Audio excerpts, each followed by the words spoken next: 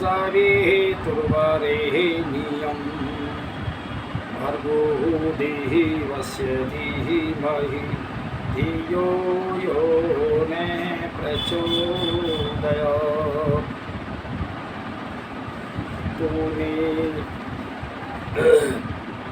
तो आर्यवेद दर्शन पर जो विषय रहेगा मानव के ऊपर रहेगा। मानव तू मानव बन जा। मनुष्य जो है अपूर्ण है, सारी उसमें जो उसकी कार्य करने की क्षमता या वो सब उसमें नहीं है उतना।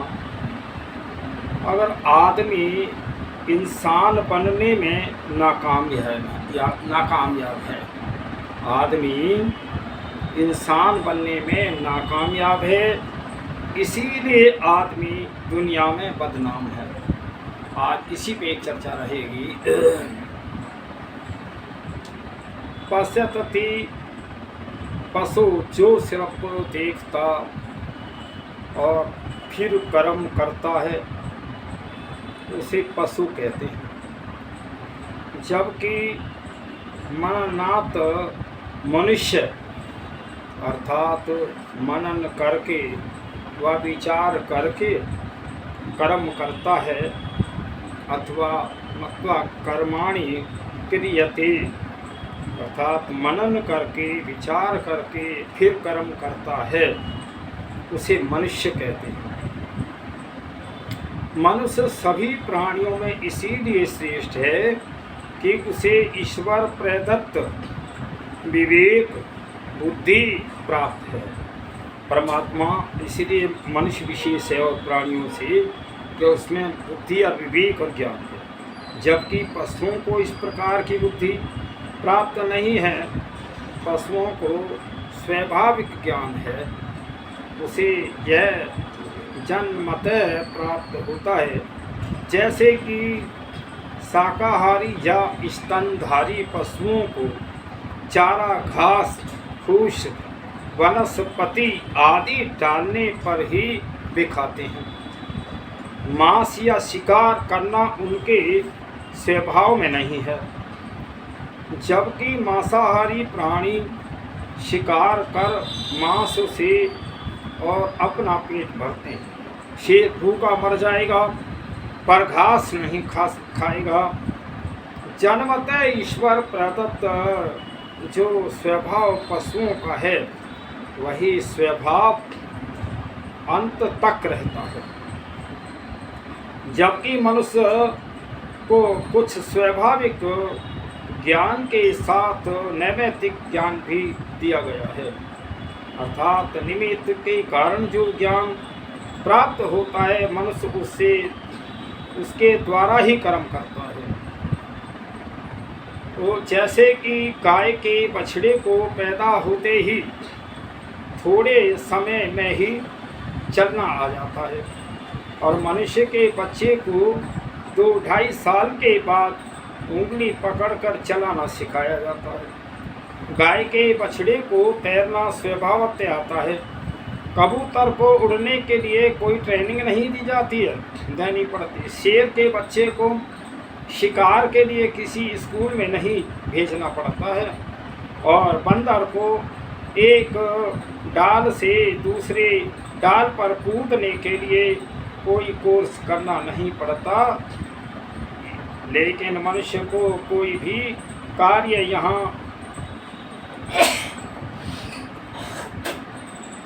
यहाँ तक कि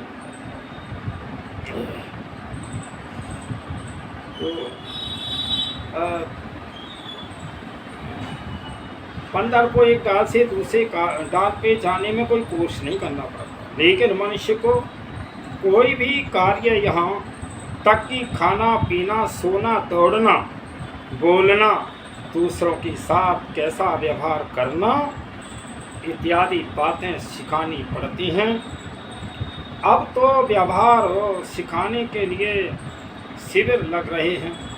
मानव इतना अपूर्ण है कि उसे पूर्ण बनाने के लिए स्कूल कॉलेज और ट्रेनिंग कोर्सेस शिविर संगोष्ठी धर्म मजहब और मतांतर बने हुए, लेकिन मनुष्य है कि पूर्ण बनता ही नहीं है। तो इसलिए पूर्ण ज्ञानी तो मनुष्य नहीं बनने पाता, और पूर्ण ज्ञानी परमपिता परमात्मा है। अन्य प्राणियों में उनके जीवन के लिए उनमें अपना ज्ञान है। तो जैसे सेब अपने आप में पूर्ण है, बिल्ली अपने आप में पूर्ण है, कुत्ता ईमानदारी में पूर्ण है, बंदर चंचलता आदि गुणों में परिपूर्ण है, घोड़ा रफ्तार में सबसे आगे है, और कबूतर उड़ने में पूर्ण है, गाय परोपकार और सहनशीलता में परिपूर्ण है, लेकिन मानव हर बात में अपूर्ण है। इसे पूर्ण बनाने के लिए सारा विज्ञान और दुनिया के लोग लगे हुए हैं, लेकिन लाखों वर्षों के बाद भी, लाखों क्या करोड़ों वर्ष हो गए, अरबों वर्ष हो गए सृष्टि बनी, तो बाद में भी मनुष्य अभी तक पूर्णता को प्राप्त नहीं हुआ है। हिंसा उसने नहीं छोड़ी, झूठ धोखाधड़ी नहीं छोड़ी, क्या खाए और क्या न खाए मालूम नहीं है। सद गुणों से और नैतिकता से आदमी दूर भागता है, तो स्वार्थ नहीं छोड़ा है, और जितनी सुविधाएं प्राप्त होती हैं उससे उसकी और भूख बढ़ती ही जाती है।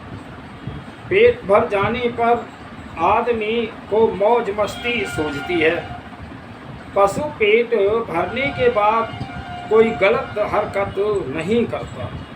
शेर का पेट भरा हुआ हो तो उसके नज़दीक से गुजरने वाले हिरण का वह कभी शिकार नहीं करता, और जबकि आदमी पहले खाता है और फिर पीता है और फिर मस्ती करता है। तो देखिए, बुद्धिमत्ता का वरदान प्राप्त करने वाला मनुष्य दूसरे प्राणियों पर निर्भर है। मनुष्य ने बुद्धि का प्रयोग अपने स्वार्थ के लिए किया है, और लेकिन सृष्टि में मनुष्य और पशुओं का पुरातन काल से नाता चला आया है। तो मनुष्य ने पशुओं के लिए जितना कुछ नहीं किया, उससे कितना ही अधिक सहयोग पशुओं ने मनुष्य के लिए किया है। और इसीलिए अथर्ववेद में आया है कि लिखा है, तो देखिए सारे प्राणी संसार के मनुष्य की सेवा करते हैं, और मनुष्य कितना वो है कि उनको क्रूर, और वो है कि उनको मार के दिखा जाता है। कितना उत्तम पशु गाय है। गाय तो पशु नहीं कहा है, गाय को तो भाई, गाय तो हमारी एक माता है जो हमको दूध देती है, छोटे बच्चे से बड़ा कर देती है। गाय का दूध बहुत उपकारी है। अगर किसी बच्चे की माँ जन्म देने के पश्चात अगर वो मर जाए, तो मैं बताना चाहता हूँ उस बच्चे को गाय का दूध पिलाओ, पूरा स्वस्थ बलवान बनेगा। तो गाय के दूध में बहुत गुण है। उसी गाय को हम मारते हैं, कसाई मांस बेचते हैं। तो देखिए, सब उपकारी पशु गाय, अश्व आदि और मनुष्य नियम के साथ मिलकर रहें, और एवं प्रियतन पूर्वक जीविका प्राप्त करें, और प्रधान पुरुष उसके शिक्षा, दान तथा भरण पोषण की यथोचित व्यवस्था करें। तो देखिए, प्राणी हत्या और पर्यावरण, संसार में ये जो प्रकृति का संतुलन बिगड़ रहा है कि हम पर्यावरण को बिगाड़ रहे हैं, प्राणियों की हत्या कर रहे हैं। तो इसलिए मनुष्यतर प्राणी सृष्टि के आधार घटक हैं। मनुष्य का अस्तित्व ही प्राणियों पर टिका हुआ है। पशु हैं इसीलिए जंगल हैं, और जंगल के कारण पशुओं का अस्तित्व दिखाई देता है। दोनों ही अनन्य आश्रित हैं, एक दूसरे के आश्रित हैं, और दोनों के कारण मानव का अस्तित्व है। जंगल न रहे तो वर्षा नहीं होगी, और विशुद्ध वायु प्राप्त न हो सकेगी। ऋतुओं की और नियमबद्धता बद्धता समाप्त हो जाएगी। इसी तरह पर्यावरण का संतुलन बिगड़ जाएगा। पृथ्वी तक का हर प्राणी सृष्टि को संतुलित बनाए रखने में सहयोग करता है। अन्य पशु पक्षी दूसरों की सहायता करने के लिए जीते हैं।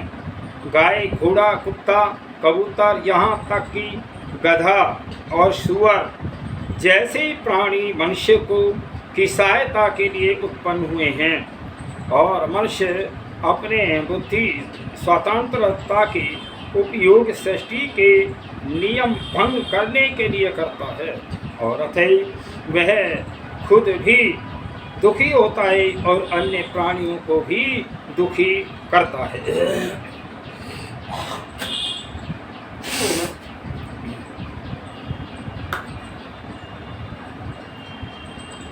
देखिए ये सारा जो इतना सृष्टि परमात्मा ने बनाई है ना, हर प्राणी जो सृष्टि का उपकार भी करता है, ऐसा नहीं, लेकिन ये मनुष्य नहीं समझ रहा और मनुष्य इस प्रकृति से लाभ लेता है। जब तक सृष्टि में मनुष्य की उत्पत्ति नहीं हुई थी तब तक सृष्टि में अनियमितता और अस्वाभाविकता नहीं थी। सृष्टि अपने नियमों में रहकर व्यवस्था को पूरा करती रहती है। सृष्टि का हर पदार्थ नियम में बंधा हुआ है और जो ही मानव जाति की उत्पत्ति होती है बस उसी के साथ अनियमितताएं शुरू हो जाती हैं। मनुष्य से पूर्व कोई किसी को पीड़ा नहीं पहुंचाता, न कोई किसी की अस्वाभाविक हिंसा करता है। सब ऋतुएं समय पर आती हैं और अपना कर्तव्य पूरा करती हैं। पशु पक्षी सृष्टि के चक्र को और सहयोग करते हैं। कोई प्राणी अनावश्यक किसी पदार्थ का संग्रह नहीं करता। जितने भी संसार के प्राणी हैं वो कोई संग्रह नहीं करते, केवल शाम तक पेट भरा, रात को सो गए, फिर अपना काम। ये मनुष्य ऐसा है कि जो ये बहुत संग्रह करता है, बहुत सारी पृथ्वी को अपने काबू में करने चाहता है, उसके लिए लड़ाई झगड़ा करता है, हिंसा करता है, हत्या करता है। ये गुण मनुष्य में है, जिसको श्रेष्ठ कहते हैं, ये है इसकी श्रेष्ठता। तो देखिए करते हैं, कोई प्राणी अनावश्यक किसी पदार्थ का संग्रह नहीं करता। किसी ने यह नहीं सुना होगा कि किसी मूक जीव ने आवश्यकता से अधिक सामग्री इकट्ठा करके रखी हो। उन्हें यह नहीं सिखाना पड़ता कि तेन भुज्यता, अर्थात तुम त्याग भाव से जीवन में उपभोग करो। फिर कोई प्राणी किसी को अनावश्यक पीड़ा नहीं पहुंचाता। हाँ, जहाँ शिकार की बात आती है उसे हम उसकी उपजीविका ही कह सकते हैं। हिंसा उसे कहते हैं जो द्वेष और घृणा भाव से की जाती है। इसीलिए पशु हिंसा नहीं करते, वे शिकार करते हैं। तो हिंसा तो मनुष्य करता है। जीव की अधिक पैदावार सृष्टि व्यवस्था के अंदर की बात है। आम के पौर को झड़ता हुआ देखकर, आम का जो फूल होता है, हम कहते हैं कि कितना नुकसान हो गया। अगर हवा ने चलती या बंदर नहीं आता तो पेड़ों में कितने ही आम लग जाते। यदि आम वृक्ष की पौर ने झड़े तो उसके दो नुकसान होते हैं। एक तो फल बिल्कुल बिल्कुल छोटे होते हैं और दूसरे इतने फलों से वृक्षों की शाखाएं टूटकर नीचे आ जाती हैं। प्रकृति जितना आवश्यक समझती है उतना ही रखती है। चूहों की पैदावार, हिरणों की तादाद बढ़ना अथवा समुद्र में मछलियों की वृद्धि प्रकृति की व्यवस्था के अंतर्गत आती है। भाई जो जल में मछली है वो भी जल को शुद्ध करती है, उसका भी गुण है। तो इसी प्रकार जितने भी जीव जंतु हैं और वृक्ष भी बहुत शुद्ध करते हैं। तो इसलिए बहुत सारे प्राणियों की विशेषताएं, सर्प है, सर्प जो विषैली वायु को लेता है शुद्ध निकालता है। ऐसी जो पीपल का वृक्ष है वो जिसको हम पूजते भी हैं, पूजा इसलिए कि वृक्ष को नहीं काटा जाए, तो उसमें भी एक गुण है कि वो कार्बन डाइऑक्साइड गैस जो जहरीली है उसको लेता है पीपल का पेड़ और उसको शुद्ध निकालता है। तो हर एक जितनी औषधियाँ जीव जंतु हैं ये सब उपकार कर रहे हैं सृष्टि का। मनुष्य जो अपने उपकार में इनकी हत्याएं कर रहा है, इनका नुकसान भी कर रहा है। तो देखिए वृक्षों की शाखाएं टूट कर नीचे आ जाएं, प्रकृति जितना आवश्यक समझती है उतना ही रखती है। तो प्रकृति की व्यवस्था के अंतर्गत आती है, लेकिन मनुष्य यह दलील देकर प्राणियों की हिंसा में लिप्त है कि इनकी संख्या अधिक हो जाए तो मनुष्य को नुकसान पहुंचाती है।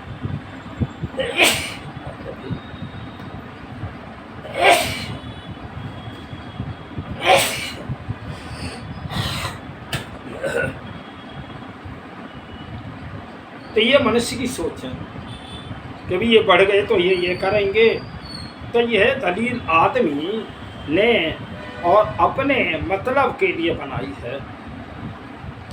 शंका की बात उन पशुओं के लिए करता है जिसमें इसकी जीव का जायका स्वादिष्ट हो जाता है। मुर्गे, गाय, बकरी, हिरण आदि के मांस खाने में इसकी रुचि है, इसीलिए इनकी संख्या पर इसका ध्यान रहता है। लेकिन चूहे, कुत्ते, भेड़िए, गिद्ध आदि पशुओं की संख्या वृद्धि पर मनुष्य का ध्यान नहीं जाता। मीठा मीठा, कड़प और कड़वा कड़वा थू। तो यह कहावत है कि अनुसार मनुष्य अपने स्वार्थ के लिए नए नए तर्क उपस्थित करता है। संख्या वृद्धि का इतना ही ख्याल मनुष्य को है कि जिन प्राणियों की संख्या घट रही है उसकी तरफ मनुष्य का ध्यान क्यों नहीं है। सिर्फ दांत के लिए और इतने विशाल काय हाथी को मारना कहाँ की समझदारी है। भाई हाथी के दांत के लिए हाथी को मार देते हैं, और हाथी का दांत तो अंत में भी मिलेगा, जब हाथी मर जाएगा दांत थोड़ी काम आ जाएगा। फिर चमड़े के लिए बाघ, सींगों के लिए गैंडा, मृग चर्म के लिए हिरण और सो के लिए चीतों को मारकर अपनी क्षुद्र व्रति की पूर्ति करना मनुष्य की निकृष्ट स्वार्थ पूर्ति को दर्शाता है। छोटी छोटी इच्छाओं की पूर्ति के लिए बड़े बड़े विशाल काय और प्राणियों की हत्या करना शुद्ध स्वभाव का द्योतक है। तो ये है मानव की भूल।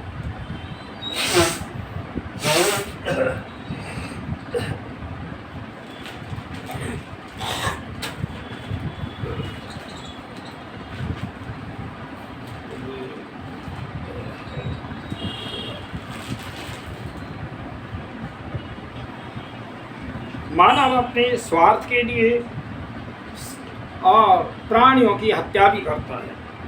मनुष्य दूध वाले गाय, भेड़, बकरी और पशुओं और भोजन के उत्तम पदार्थों का संग्रह करके परस्पर मनुष्य और पशु रक्षा करे। यहाँ तक द्रष्टव्य बात है कि वेद और वैदिक कालीन सभ्यता पर पश्चाताप वेद भाष्यकारों और उनके रंग में रंगे भारतीय भाष्यकारों द्वारा आरोप लगाया जाता रहा है कि आर्य लोग गौओं का पालन करते थे और गाय ही उनका एकमेव धन था। देखिए पहले भाई हमारे घरों में गायें होती थीं तो गायों से बछड़े मिलते, खेती के काम करते, गाय दूध देती थी, और जब तो जंगल पड़े थे जंगल में चर के आ जाते हैं, शाम को उत्तम दूध देती थी, और उनकी खाद भी, गोबर की खाद भी काम आती। तो गाय जो है बहुत उत्तम पशु है। अगर मैं ये कहूँ सबसे प्रथम तो स्थान परमपिता परमात्मा का है, लेकिन दूसरे स्थान पे मनुष्य का है, और तीसरे स्थान पे गाय का ही है। सारे जितने भी संसार के प्राणी हैं सबसे उत्तम प्राणी गाय है, बहुत परोपकारी है। जिस गाय का मांस खाते हैं, और बहुत सारे झगड़े होते हैं, गाय की हत्याएं करते हैं, गाय को बेचते हैं, कसाई को बेचते हैं, तो ये सब गलत है। तो देखिए पश्चात विहित भाष्यकारों उसके रंग में लगे हुए, तो इसलिए गौ की उसका एक में धन था, और गाय के अलावा वे किसी पशु का पालन नहीं करते थे, तथा गौ को हाँक कर भगा ले जाने वालों के साथ युद्ध होते थे, और आदि आदि इस तरह के ही अनेक मंत्र हैं, और जिसमें गौ के अतिरिक्त भेड़, बकरी, अश्व, हाथी, पक्षियों और जीव जंतुओं की रक्षा और उनके उपयोग की बातें वेद मंत्र में कही गई हैं। अश्व आदि विशेष जिक्र वेदों में आया है। यह उनकी उपयोगिता के कारण आया है, और प्राणी विज्ञान की और दृष्टि से देखा जाए तो जीव जगत का हर प्राणी स्वयं एक दूसरे की वो रक्षा करता है। तो देखिए अथर्ववेद का मंत्र है, अपहुता इह गावे उपहुता अजा वय, और अथो अन्नस्य की लाल उपहुतो ग्रह पुनः। ये अथर्ववेद का वेद मंत्र का मैंने अभी तुम्हें इसका भावार्थ बताया कि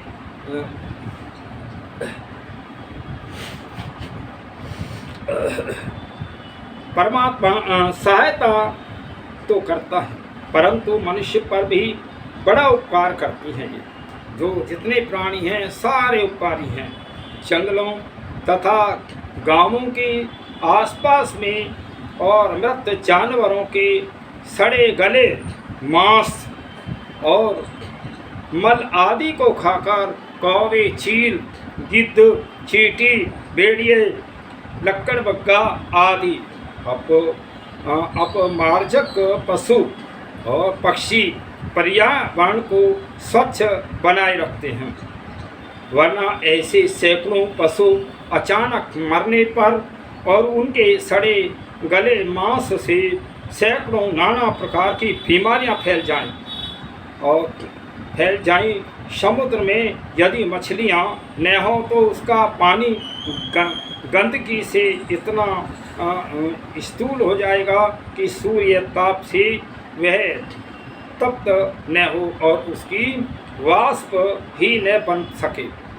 और तो तुर्किस्तान के लाल समुद्र में मछलियां नहीं हैं, अतएव वहाँ का जल इतना दूषित है कि उस प्रदेश में वर्षा नहीं होती है।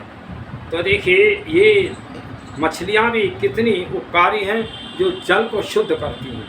अभी ये बात आया है कि जितने जंगल के जैसे गिद्ध हैं, भेड़िया इत्यादि हिंसक जो पशु मांसाहारी हैं वे गले सड़े मांस को खाते हैं। तो मैंने तो हजारियों तालाबों के किनारे गिद्धों को देखा था। लोग मेरे से प्रश्न करते हैं ये गिद्ध कहाँ चले गए। अब मैंने कहा भैया गिद्ध जो भूखे मर गए, इस गले सड़े मांस को मनुष्य खाने लगा। तो जब गिद्धों को मांस गला सड़ा ना मिला तो भूखे मर गए, उनकी प्रजाति घट गई। तो ये संसार के लोगों सोचो भाई ये उनका वो भोजन था जो गिद्ध आदि का, और उसको जो है गले सड़े मांस को मनुष्य खा रहा है। तभी तो हिंसा प्रवृत्ति हो रही है, लड़ाई झगड़े बढ़ रहे हैं और गलत कार्य हो रहे हैं। इसकी बुद्धि सही नहीं है, मनुष्य की बुद्धि बिगड़ रही है, स्वयं बिगाड़ रहा है अपनी बुद्धि को ये। तो देखिए वायुमंडल में ऐसे कीट पतंग पक्षी हैं जो वस्तु के मल को अर्थात रोगाणुओं को कीटाणुओं को खा जाते हैं, जिससे प्राणवायु का अनुपात बढ़ जाता है उसी तरह सर्प, बिच्छू, मछली आदि जीव जंतु जल, थल और वायु के विष को सोख लेते हैं। इस कारण मनुष्य और प्राणी शुद्ध वातावरण में विचरण कर सकते हैं। परमात्मा ने जब सृष्टि की उत्पत्ति की, सारे प्राणियों को जो ये इस पृथ्वी पे जो उनको जन्म दिया है, उनके सबके कार्य भी हैं। ऐसा नहीं है सृष्टि कैसे चले, सृष्टि कैसे साफ सुथरी रहे, तो उसके लिए परमात्मा ने ये सबको जन्म दिया। लेकिन मनुष्य अपने स्वार्थ में आकर के, अपनी अज्ञानता के कारण इनका वध कर रहा है। इसके अतिरिक्त कई प्राणी प्राकृतिक आपदाओं की पूर्व सूचना देते हैं। भूकंप से कुछ समय पूर्व कुत्ते, मोर आदि चिल्लाकर अन्य प्राणियों का आग्रह करते हैं। भाई जब वातावरण या सुख आबादी कम थी और जो वृक्ष आदि और वनस्पतियाँ थी और ये, तो उस समय हम भी वो कहते थे, हमारे माता पिता बताते थे, कुत्ता भौंक रहे हैं, मोर चिल्ला रहे हैं, तो वो इशारा कर रहे हैं चिल्ला चिल्ला कर, भाई भूकंप आएगा, प्रकृति में कोई ना कोई हलचल है। तो इसलिए प्राणियों में इनमें बहुत ज्ञान है। ऐसे स्थान पर नहीं बैठती भेड़ें, ऐसे स्थान पर नहीं बैठती जहाँ जमीन में पोल हो। देखिए भेड़ भी कितनी बुद्धिमता है, उसके अंदर ही बुद्धि है, ज्ञान है। शरीर तो ना मनुष्य का, आत्मा तो ऐसी है, जैसी मनुष्य की आत्मा ऐसी भेड़ में आत्मा, वैसी बकरी में, गाय में, कुत्ते में, गधे में, सब एक जैसी आत्मा है। लेकिन पिछले कर्मों के पाप पुण्य के कारण उन्हें यह जन्म मिला है। अथवा पुराना कुआं या बहुत बड़ा गड्ढा हो तो वह उतनी जगह को छोड़कर बैठती हैं। ये भेड़ है, जानती हैं कि यह गड्ढा है। और देखिए जो जलों को भरे हुए गिलास में रखा जाए तो वे बड़े बड़े तूफानों का पता पहले ही बता देते हैं। जो जोक होते हैं जंगल में, उसका दृष्टांत विद्वान लोग करें, तुम गिलास में उन्हें रखो तो बता देंगी। तो वे तूफान की आने से पूर्व गिलास की पैंती में जाकर बैठ जाती हैं, क्योंकि उन्हें वो छिपने के लिए नीचे बैठ जाती हैं। जो प्राणी है, कितना उसके अंदर भी ज्ञान है। तो ये सारे परमात्मा ने सृष्टि को संचालन के लिए सारे सब जन्म दिए हैं इनको। तो वह तूफान आने से पूर्व गिलास में की पैंती में जाकर बैठ जाती है। यदि तूफान आने में देरी है तो वह पानी के और मध्य भाग में, फिर वो पानी के बीच में रहती है जो, और जब आकार विचलित होती रहती है। और जब तूफान का बिल्कुल अंदेशा नहीं है तो वे पानी की सतह पर आकर तैरती है, फिर ऊपर आ जाती है। देखिए एक एक प्राणी में कितना कितना ज्ञान है, ये तो जोक की बात है। अगर कोई तूफान आए तो वो नीचे चली जाती है भूकंप में, और जो अभी देर है तो बीच में आ जाती है जल में, और जब वो तूफान की शंका नहीं रहती तो ऊपर आती है, तैरती है। कितने प्राणियों में ज्ञान है। ये विज्ञान हमने तुमने जितने भी साइंस का जो भी बनाया है, ये सब प्राणियों से लिया है। और इन प्राणियों में, इन आत्माओं में भाई परमात्मा भी व्यापक है। तो इसलिए सारे बड़े उपकारी है ये जीव जंतु। तो देखिए ऊपर आकर तैरते हैं। इसी तरह ज्वालामुखी, भूकंप, वर्षा, तूफान, बाढ़ और आने से पूर्व चींटियाँ अपने अपने अंडों को लेकर और बिल से भागेंगी। और मृगन छात्र अर्थात जून को दक्षिण भारत में वर्षा शुरू होती है, तो 7 जून के आसपास ये 5-6 जून को मृग नामक कीट और हिरण अचानक निकल आते हैं। और यह बात अच्छे प्राणी वैज्ञानिकों को मालूम नहीं है। यह वर्षा आने से 24 घंटे पूर्व सूचना देते हैं, तो ये पहले जब इतना विज्ञान साइंस का नहीं था तो इन प्राणियों से भी ये हमें सचेत करते थे। दक्षिण में इन चींटों की और महिलाएं हल्दी और कुमकुम लगाकर पूजा करती हैं। हिमालय के कुछ विशिष्ट पक्षी बर्फ पड़ने की पूर्व सूचना देते हैं तथा मेढक जमीन में जल भरण और जल के सूखने की सूचना देते हैं। तो देखिए मेढक भी जब वर्षा आने होती है तो टर टर टर टर करते हैं। तो इसलिए ये सब सारे इनमें ज्ञान है, इनमें बुद्धि है, इनमें भी जो आत्मा है, ऐसे नहीं है। तो विदेशी पक्षी साल में एक बार मिश्रित रूप से दूसरे देशों की जलाशयों की ओर जाते हैं। कबूतर डाकिए का काम कर मनुष्य का बड़ा उपकार करता है। भाई पहले तो हम सुनते हैं कि पहले डाक जो है कबूतर ही ले जाया करता। तो देखो इन प्राणियों में ज्ञान है, ऐसा नहीं है।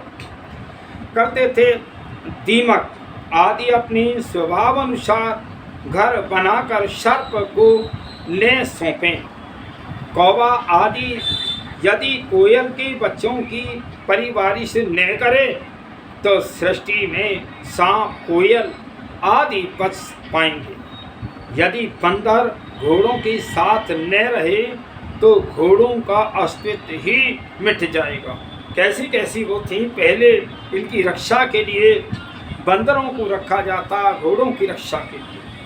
बंदरों के संपर्क से घोड़ों के अनेक रोग दूर हो जाते थे। आज औषधि विज्ञान की प्रगति हो गई है, इसीलिए यह प्रथा बंद हो गई। इसीलिए कहा गया है कि घोड़े की बला बंदर के सिर, मतलब घोड़े का रोग और बंदर की सिर बला का ही है। अधिक पोषक आरोग्यदायक, इसीलिए हिंदू धर्म और प्राचीन वैदिक सभ्यता में गाय को पूज्य माता माना है। बकरी सभी वनस्पतियों को खाती है, अतः बकरी का दूध रोगनाशक है। महात्मा गांधी भी बकरी के दूध का सेवन करते थे। भैंस के दूध में अन्य पशुओं की अपेक्षा फैटस अधिक होते हैं, फैट अधिक होता है। अतः बलवान व्यक्ति और जिनकी पाचन अग्नि तीव्र है उसके लिए भैंस का दूध उपयुक्त है। तो फिर एक वेद मंत्र ये भी कह रहा था वेद का, आ हरा अमी गवाम क्षीरे और मार्स रसम आहरत अस माकम वीरा आ पत्नी वित्त मस्तकम। ये अथर्ववेद का वेद मंत्र है। ये कह रहा है मनुष्यों को सदैव गौओं की रक्षा करनी चाहिए और जिससे सब स्त्री पुरुष दूध घी का और सेवन करके हष्ट पुष्ट होकर और सूरवीर बने। घरों में सब प्रकार की संपत्ति बढ़ती जाए। जिस तरह गाय बकरी भैंस भेड़ आदि प्राणी दूध और ऊन देकर मनुष्य की सहायता कर रहे हैं, उसी प्रकार ऊंट घोड़े गधे हाथी खच्चर आदि सवारी के लिए सहयोग कर और अपने कर्तव्य को निभा रहे हैं। कुत्ते पहरेदारी का अपनी ईमानदारी को निभा रहे हैं। बिल्ली खाद्य पदार्थों की चूहे छिपकली से रक्षा कर रही है और सिंह बाघ चीते भेड़िए और श्रृंगाल गिद्ध कौवे चील आदि प्राणी और अपमार्जन के रूप में मृतक शरीरों के मांस खाकर और पर्यावरण की सफाई कर रहे हैं। प्रत्येक प्राणी जो है इस संसार में अपना कार्य कर रहा है, सेवा कर रहा है, उपकार भी कर रहा है और अपने जो पिछले जो गलत कार्य हैं उनका भोग भी कर रहा है, उनका जो एक तरह दंड रूप में भोग रहा है। देखिए इस संसार में अगर कहीं जितने भी प्राणी हैं संसार के, वे जो है कर्म के बंधन में नहीं आते, केवल कर्म के बंधन में मनुष्य ही आता है। और मनुष्य को ही कर्म का दंड मिलता है। क्यों? इसके अंदर बुद्धि है, समझदारी है। समझदार होकर गलत काम करेगा तो दंड नहीं अवश्य होगा। तो परमात्मा मनुष्य को दंड देता है। जितने प्राणी अन्य हैं वो पहले मनुष्य तो वो भी रहे हैं और उन्होंने मनुष्य जीवन में गलतियां की हैं, इसलिए वो इस भोग योनि में आए हैं। तो ये समझ लो संसार के लोगों, इस संसार को समझो भाई। थोड़े दिन के जीवन के लिए तुम अन्य प्राणियों की हिंसा मत करो। तो फिर यह चेतन सृष्टि यत्रवत एक दूसरे के साथ बंधी हुई है। अगर यंत्र का एक पुर्जा भी ढीला हो जाए अथवा अलग हो जाए तो देखिए गाड़ी नहीं चलने पाती है।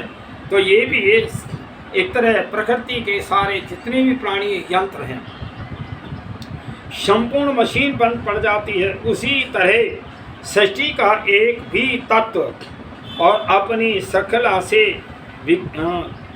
विलंग हो जाता है तो सृष्टि का संचालन बिगड़ जाता है। भाई जैसे अब इस समय यज्ञवंत तो कम हो रहे हैं और जो इतने प्राणियों की हिंसा कर रहे हैं, जो प्रकृति का शुद्धता रखते थे, प्रकृति का वातावरण सही बनाए रखते, वृक्षों की कटाई हो रही है, जो वृक्ष जो है जलवायु को शुद्ध करते हैं, तो इसलिए जलों को बिगाड़ रहे हैं, गंदा पानी दे रहे हैं। तो इसीलिए सारे रोग भी बढ़ते जा रहे हैं। रोग के कारण हम स्वयं ही हैं, परमात्मा नहीं है। मनुष्य के अतिरिक्त जितने भी प्राणी हैं वे अपने स्वभाव और कर्मों के अनुसार सृष्टि के चक्र को आगे बढ़ाने में अपनी महत्वपूर्ण भूमिका निभा रहे हैं। सभी प्राणी अपना कर्तव्य पे पूरा कर रहे हैं और लेकिन गलती कर रहा है तो ये मनुष्य कर रहा है। फिर अफसोस तो उस बुद्धिमान मनुष्य पर है जो अपनी बुद्धिमत्ता पर इतराता हुआ और कर्तुम अथवा कर्तुम की स्वतंत्रता के द्वारा सृष्टि के नियमों को भंग कर रहा है। जो प्राणी नियमों के अंतर्गत रहकर और अपना निर्वाह करते हैं और पर्यावरण के साथ समझौता करते हुए जीवन यापन करते हैं वे ही अपने अस्तित्व को सुरक्षित रख सकते हैं। डायनासोर प्रकृति के साथ तालमेल न रख पाने के कारण और समूल नष्ट हो गए। ऐसा प्रतीत होता है पृथ्वी तल पर मानव की अनेक जातियां, संस्कृतियां और प्रकृतियां के विरुद्ध वर्तन करने से नष्ट हो गईं। कई ऐसी नस्लें इस सृष्टि से द्रोहित हो गईं जिनका वैज्ञानिकों को भी अभी तक पता नहीं चल सका। तो ये कारण क्या है? जब हम प्रकृति के विरुद्ध चलेंगे तो हमारे जीवन भी न चलेंगे, बहुत सारी नस्लें खत्म हो जाएंगी। आप तो गिद्ध नजर नहीं आते भाई, पहले बहुत सारे गिद्ध हुआ करते थे तालाबों के किनारे। तो यह पृथ्वी मानव के लिए ईश्वर प्रदत्त उद्यान है। मतलब ये पृथ्वी सारी संसार मानव के लिए उद्यान रूप में है और वह अपने विचारों से, कृतियों से इसे और सुंदर बना सकता है। इसमें विविध प्राणी, वृक्ष, नदी, पर्वत, पक्षी, वनस्पति, बादल, बिजली, जल आदि उन सुंदर फल पौधों के समान हैं जो बगीचे को सुंदर बनाते हैं। लेकिन मनुष्य अपने निजी स्वार्थ के लिए इसमें से प्रत्येक पदार्थ या तो दूषित कर रहा है अथवा नष्ट कर रहा है। ये मनुष्य की सोच है। तो देखिए ये मनुष्य का कर्तव्य है कि सृष्टि को सुंदर बनाए और खुद जिए और गैरों को के काम आए। ये कितना सुंदर हमारे विद्वानों ने हमें दिया है। मनुष्य का कर्तव्य है कि सृष्टि को सुंदर बनाए और खुद जिए और गैरों के काम आए। अपना जीवन गैरों के लिए हो। सृष्टि को सुखमय बनाना मनुष्य के हाथ है और वह उसे मरघट बनाए या मधुबन बनाए। भाई तुम बिगाड़ो या बनाओ, ये मनुष्य के हाथ में सृष्टि को सुखमय बनाना मनुष्य के हाथ है, और वह उसे मरघट बनाए या मधुबन बनाए।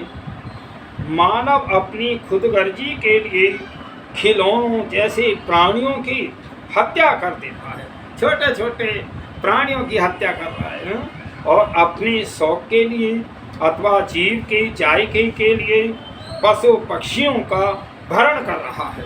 ये मानव, तू सोच, तेरा मानव मनुष्य नाम पड़ा क्यों है? मनुष्य इसलिए नाम है, ये मननशील है, विचारवान है, अच्छाई बुराई जान करके ये कार्य करता है, इसीलिए इसको मनुष्य कहते हैं। लेकिन ये वेदों में पशु हत्या पर मांस भक्षण करने वाले व्यक्ति को और सिर छेदन की सजा दी गई है। भाई जो अन्य प्राणियों, गाय आदि पशुओं को मारे तो उनका सिर काटने का वो है, वेदों के अंदर आया है। ऐसा नहीं है ये, क्योंकि इस सारी सृष्टि का जो निर्माता है, स्वामी है, परम पिता परमात्मा है। जब उसने सृष्टि की रचना की है तो दंड का आदेश भी दिया है उसने, ऐसा नहीं है। तो इसलिए जो दुखदाई जीव पुरुष वध से और मांस से, जो घोड़े के मांस और से और पशु से अपने आपे को पुष्ट करता है, और जो नहीं मारने योग्य कह के गाय के दूध को नष्ट करता है, और ये अग्नि समान तेजस्वी राजन और सिरों को अपने पल से और काट कर क्षेम कर्णदास त्रिवेदी कृत भाष्य। तो देखिए हमारे विद्वानों ने कहा है, अगर मनुष्य ही राक्षस बन जाए तो अन्य प्राणी बेचारे कैसे जीवन जिएंगे, जो जिनका जीवन ही उपकार के लिए है, और हम उन्हें भी मार रहे हैं। जो कोई पुरुष मनुष्य घोड़े व अन्य पशु का मांस खावे व गाय को मारकर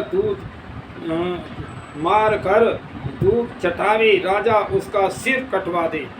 और वेदों में पर्यायवरण प्राणियों की हत्या करने वाले मनुष्यों को डाकुओं की श्रेणी में रखा गया है, और उनके साथ डाकू जैसा व्यवहार करने की बात कही गई है।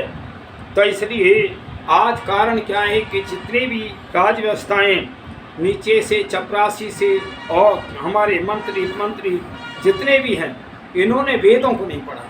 जबकि महर्षि मनु कहते हैं राजा वो होना चाहिए जिसने चारों वेद पढ़े हों, 3 वेद, 2 वेद अथवा एक वेद अवश्य पढ़ा हो।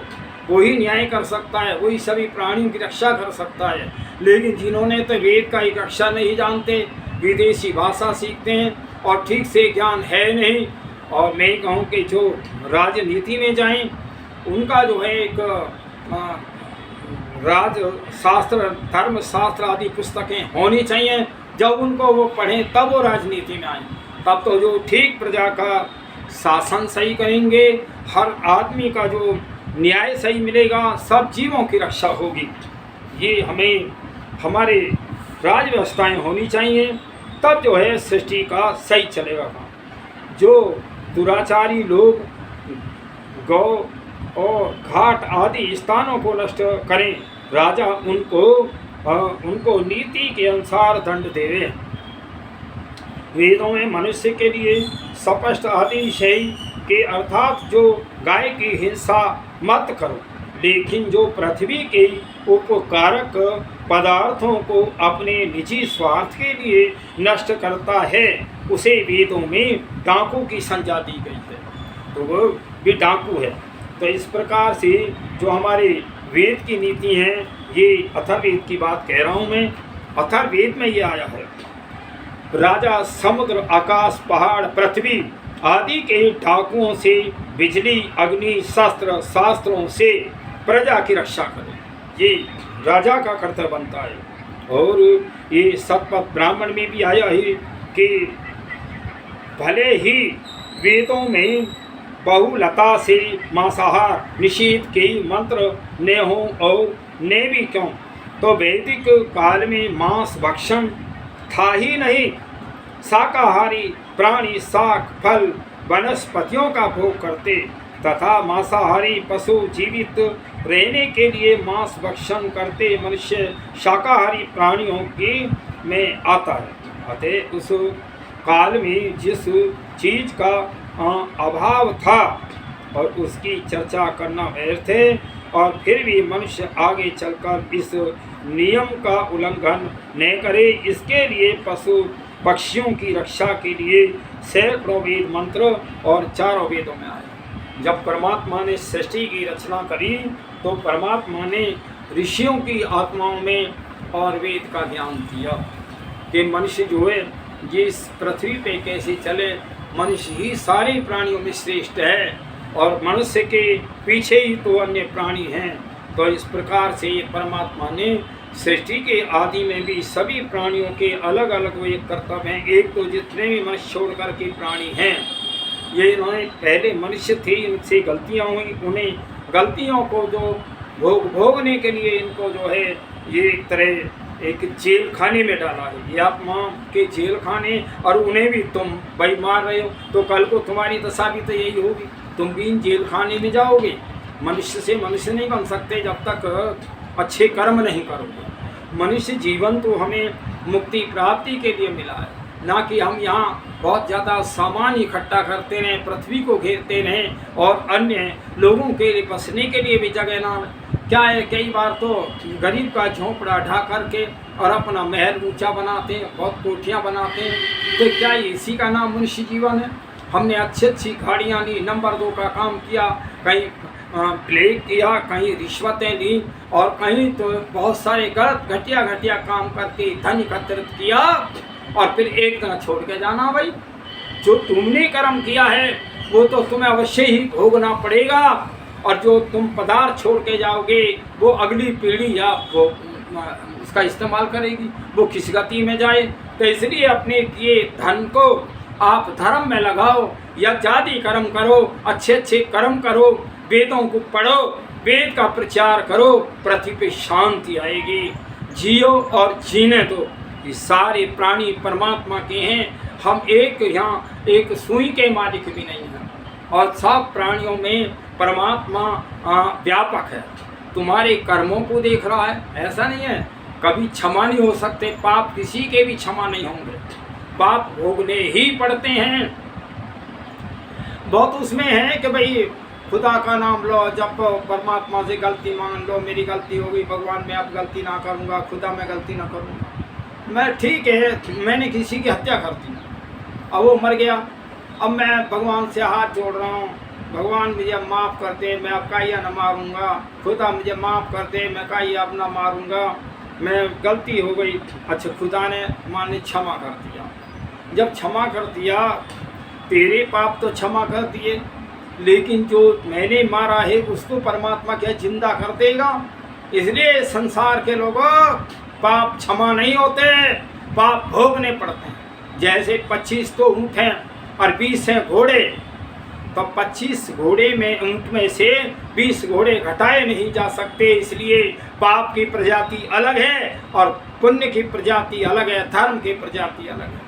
तो इसलिए धर्म को कदापि मत भूलो, मत छोड़ो। ये सारी प्रकृति यही रहती है। हमसे पहले पहले कितने लोग चले गए, हमारे दादा परदादा पिताजी सब चले गए, एक दिन मुझे भी जाना। तो ये ऐसा विचार करके करो कि हम क्यों पाप कमाएं।